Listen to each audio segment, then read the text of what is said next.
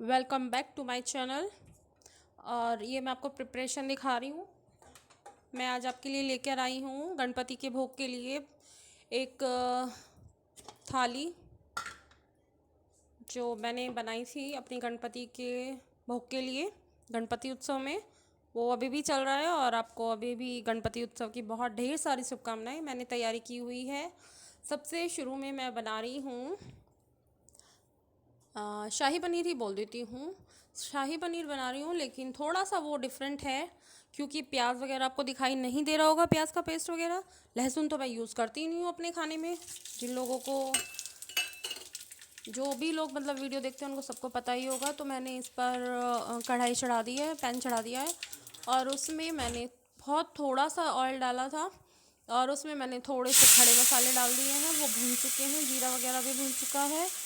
तो अब मैं उसमें टमाटर की जो प्यूरी है वो डाल दी है। अब लेकिन अभी मैं इसको बहुत अच्छे से नहीं पकाऊंगी, मतलब भूनूंगी नहीं या फ्राई नहीं करूंगी या कुछ भी। आप समझ तो आप लोग गए होंगे। जो प्यूरी है अभी उसको मैं प्यूरी ही बनी रहने दूंगी। बस एक बॉयल उसमें अच्छे से लगाना है मुझे।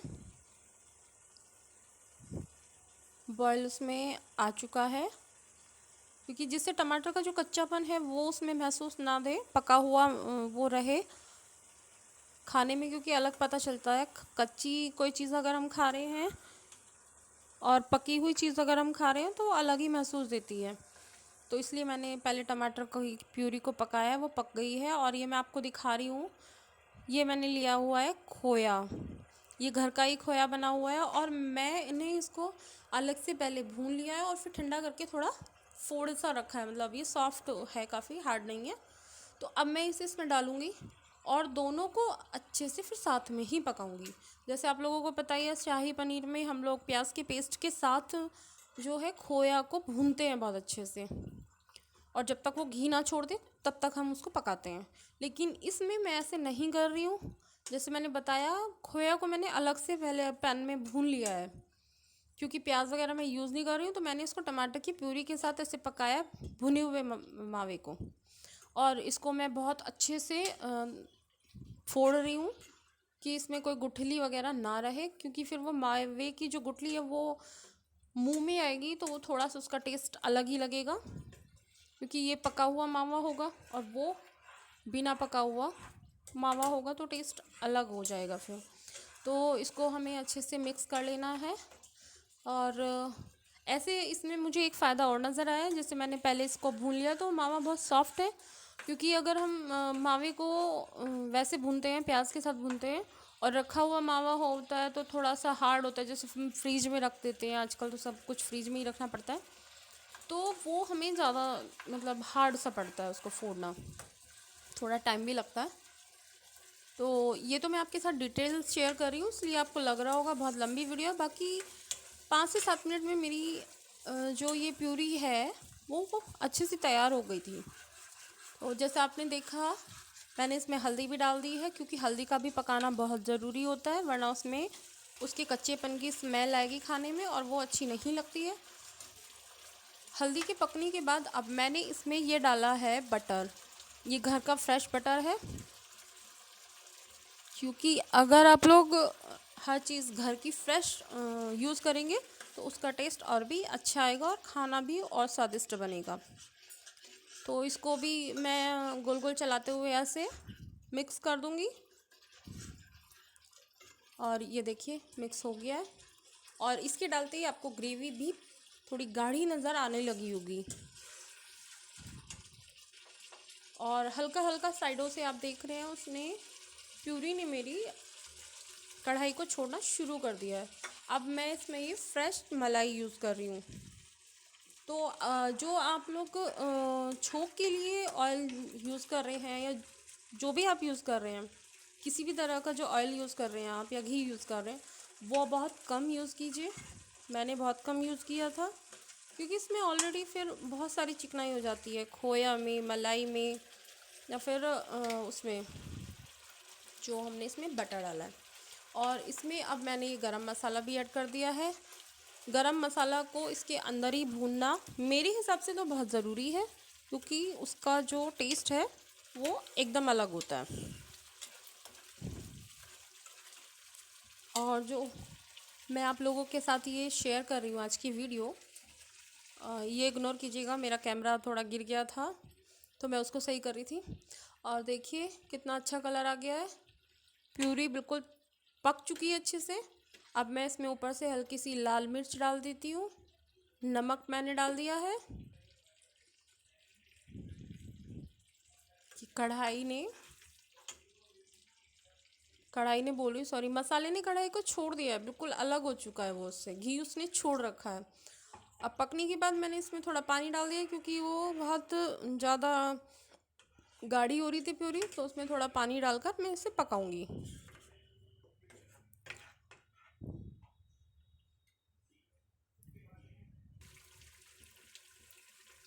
ये अच्छे से अब इसमें बॉयल आ गया है।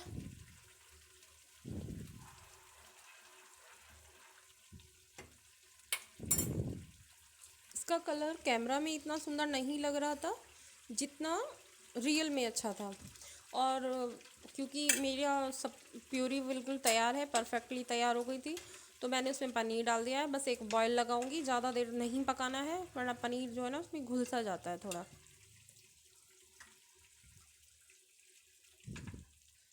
और मैं आपको बता रही थी इसका ओरिजिनल कलर जो है वो इससे एकदम डिफरेंट था। ये थोड़ा आपको वाइट लग रहा होगा कि इसमें हल्दी की कमी है, थोड़ा सा अजीब मुझे लग रहा है, लेकिन रियल में इसका कलर ज़्यादा अच्छा लग रहा था। और ये मेरी शाही पनीर की सब्ज़ी तैयार हो गई है।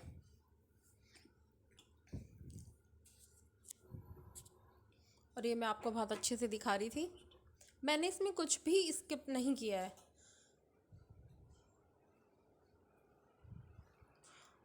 और दूसरी तरफ साथ ही साथ मैंने और चीज़ों की भी तैयारी कर रखी थी।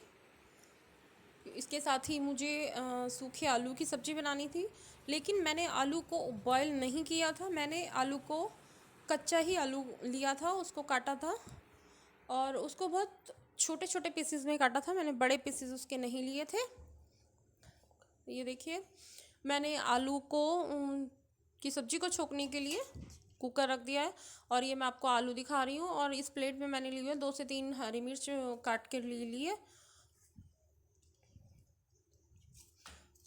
और जैसे मैंने आपको बताया, हम पहले से ही तैयारी करके रखें तो फिर ज़्यादा टाइम हमें नहीं लगता है खाना तैयार करने में। तो मैं साथ के साथ जैसे एक चीज़ अगर तैयार होती जा रही है तो मैं दूसरे की प्रिपरेशन साथ के साथ करती जा रही थी। और ये मैंने इसमें जीरा डाल दिया है, थोड़ा सा ही मैंने इसमें घी डाला था, ज़्यादा नहीं डाला था। और इसमें मैंने कसूरी मेथी भी डाल दी है और उसके साथ ही साथ मैंने हींग भी डाला था, वो मैं बताना भूल गई हूँ, सबसे शुरू में मैंने हींग ही डाला था। कसूरी मेथी मैं आपको उसमें भी दिखाना भूल गई हूँ, पनीर की सब्ज़ी में भी मैंने डाला था, उससे उसका टेस्ट बहुत अच्छा आया था। कसूरी मेथी बहुत अच्छा टेस्ट देती है। और ये जो आप मसाला देख रहे हैं आपको लग रहा होगा जला हुआ सा, इसी में मैंने गरम मसाला भी थोड़ा सा ऐड किया था। तो ये मैंने जानबूझकर थोड़ा सा ज़्यादा मैंने इसको भुना था जिससे आलू का टेस्ट थोड़ा अलग रहे। और मैंने उसी में मिर्ची और नमक वगैरह डाल दिए हैं, आलू मैंने उसमें ऐड कर दिया है। और इसको मैं चला करके कुकर को बंद कर दूंगी। और इसमें एक सीटी ही लगानी है वरना आलू हमारा जल जाएगा, क्योंकि मैं बिना पानी के इसको बना रही हूँ, जैसे मैंने बताया सूखी सब्ज़ी बनानी है। और ये नमक वगैरह मैंने अब इसमें ऐड किया, नमक और थोड़ी सी लाल मिर्च भी डाली थी।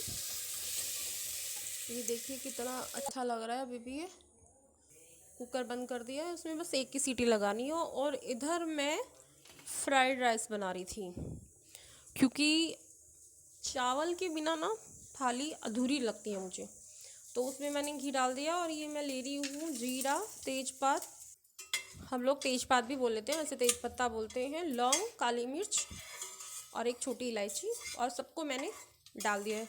क्योंकि हम जीरा राइस बना रहे हैं तो जीरा थोड़ा इसमें ज़्यादा डाला है। और बस इनको मैं चटका लूँगी।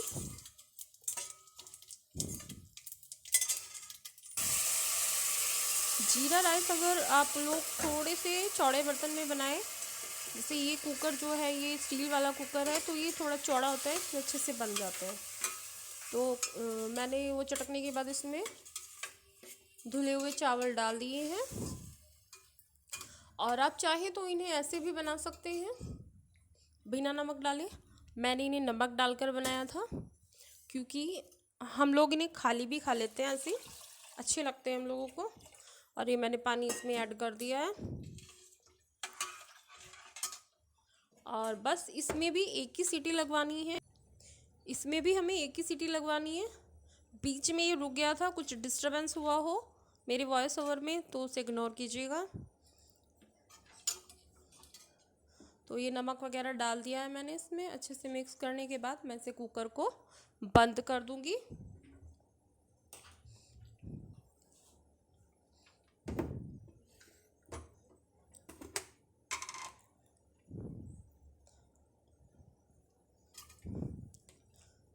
और हाँ, ये मैं बताना भूल गई थी, ये मैंने इसमें ऊपर से जो है ना थोड़ी सी किशमिश भी डाली थी। ये बच्चों को अच्छी लगती है, ख़ासतौर पर बेटे को।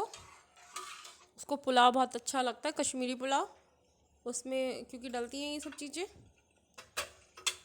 तो अब इसको कुकर को मैं बंद कर दूँगी और सिर्फ एक सीटी ही लगवानी है, मतलब मैंने लगवाई थी। तो चावल काफ़ी अच्छे से तैयार हो गए थे मेरे, और ये बन चुके हैं चावल मेरे, मतलब फ्राइड राइस जो है मेरे बनकर तैयार हो गए। और ये मैं आपको दिखा रही थी पास से, तो काफ़ी गर्म थे, तो भाप जो है वो फ़ोन के कैमरे पर आ रही थी। और ये फ्राइड राइस बनकर तैयार हो गए। थोड़ा सा अभी मैं इनको अच्छे से इसलिए नहीं नीचे तक चला रही थी क्योंकि वो ख़राब हो जाते हैं, फिर ठंडे होने के बाद ये ज़्यादा अच्छे से मतलब खिले खिले से ज़्यादा अच्छे लग रहे थे। और अगर हमारे यहाँ कोई गेस्ट आया है तो ये इधर देखिए, मैं आपको अपनी सब्जियों को दिखा रही हूँ। मैंने बाउल में निकाल लिया अलग से, ये शाही पनीर को निकाल लिया है, कितना सुंदर कलर आ रहा है।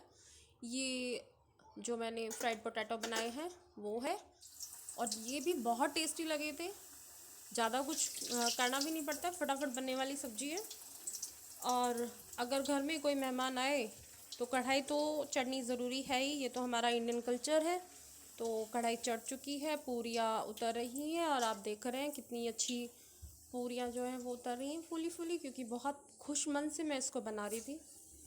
हमारे बड़ों ने एक बात बहुत अच्छी कही है कि अगर हम अच्छे मन से खुशी खुशी मेहमानों के लिए काम करते हैं तो सब अच्छा ही होता है, खाना बहुत अच्छा बनता है। और ये तो हमारे नॉर्मल ज़िंदगी में भी खैर बात है, अगर हम अच्छे मन से करेंगे, खुश रहेंगे तो सब चीज़ें अच्छी ही होती हैं और अच्छी लगती भी हैं। खैर ये फ़िलॉसफी ज़्यादा हो गई, आज के व्लॉग के हिसाब से ये फ़िलॉसफी कुछ मैच नहीं कर रही है, तो छोड़ते हैं। और ये पूरियाँ बनकर तैयार हो चुकी थी, और बस अब मैं थाली लगा लूँगी। किसके लिए? अपने गन्नू जी के लिए। तो थाली तैयार हो गई है। Shahi paneer, fried potato, fried rice, puri, बस मैंने इतना ही बनाया था।